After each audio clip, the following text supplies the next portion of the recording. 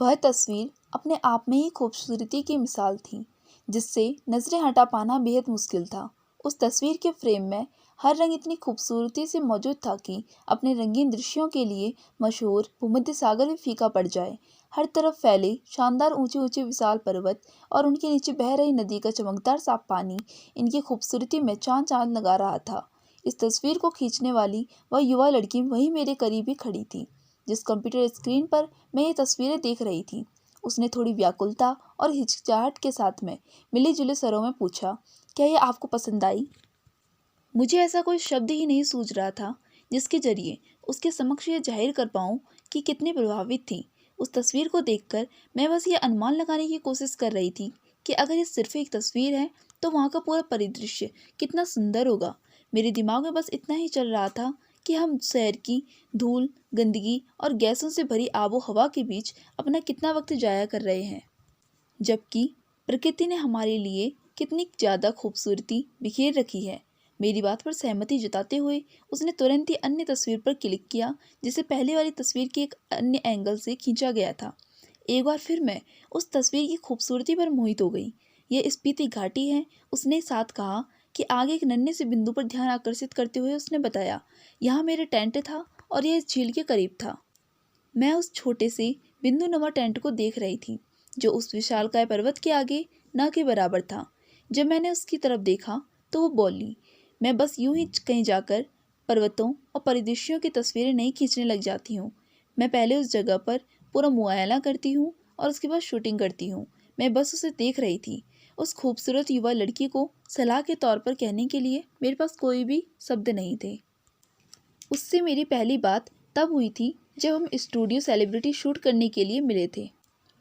वह मुझे सामान्य फोटोग्राफर जैसी लगी थी, जिसने मेरे आगे शूटिंग से जुड़ी कुछ मांगे रखी थी, जैसे एक स्टाइलिस्ट, स्कैनिंग और कलर करेक्शन के लिए तयशुदा बजट, शूटिंग के लिए लगने वाला समय और अन्य ज़रूरतें जो लगभग हर प्रोफेशनल फोटोग्राफर चाहता है। हर वह बात जो किसी सेलिब्रिटी फोटोग्राफर को बड़ा और ख़ास बना देती है। उस शूट के बाद जो उसने तस्वीरें दिखाई वो बेहतरीन थी और थोड़ी टचअप के बाद मैगजीन में प्रकाशित होने लायक थी। इसी दौरान जब मैंने कुछ अच्छी तस्वीरें देखने के लिहाज से उससे यूं ही पूछा कि वह इसके अलावा और क्या क्या शूट करती है, तो क्या कभी उसने पर्वतों की तस्वीरें भी ली हैं। इतना सुनते ही वह उत्साह से भर गई, उसकी आंखों में एक चमक आ गई। उसने फौरन अपना लैपटॉप मेरी मेज पर रखा और उन तस्वीरों को दिखाने लगी, जिन्हें देखकर मैं बेहद रोमांचित हो उठी थी। मैं स्टूडियो शूट सिर्फ इसलिए करती हूँ ताकि अपनी पहाड़ों की यात्रा के लिए फंड जुटा सकूं। बड़ी संजीदगी से उसने हल्की आवाज़ में कहा और मेरे सामने सब कुछ उस तस्वीर में मौजूद नीले पानी की तरह साफ हो गया। मैं बस यही सोच रही थी कि क्या मैं कभी अपने लिए ऐसा कुछ कर पाऊंगी, क्योंकि मुझे भी पहाड़ों से प्यार है और तस्वीरें मौजूद उस जगह को देखने भर से ही सुकून मिल रहा था। उस 2D तस्वीर में ही मैं वहाँ की साफ़ सुथरी हवा, ठंडक और दुनिया की भागदौड़ से दूर एक शांत वातावरण को महसूस कर पा रही थी।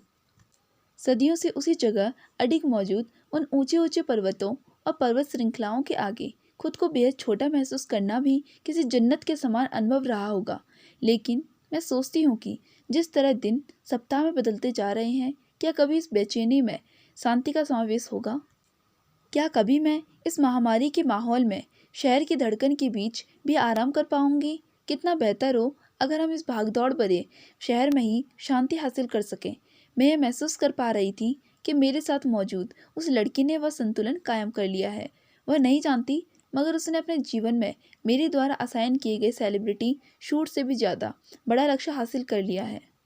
उस दिन स्टूडियो में खींची गई वे तस्वीरें जो प्रकाशित होंगी और भुला दी जाएंगी, लेकिन जो तस्वीरें उसने मुझे दिखाई वो मेरे जेहन में हमेशा के लिए रहेंगी और उनकी मदद से मैं अपनी मर्जी के मुताबिक जब चाहूँ इस दुनिया को परे हटाकर उस छोटे से टेंट में गुम हो सकती हूँ।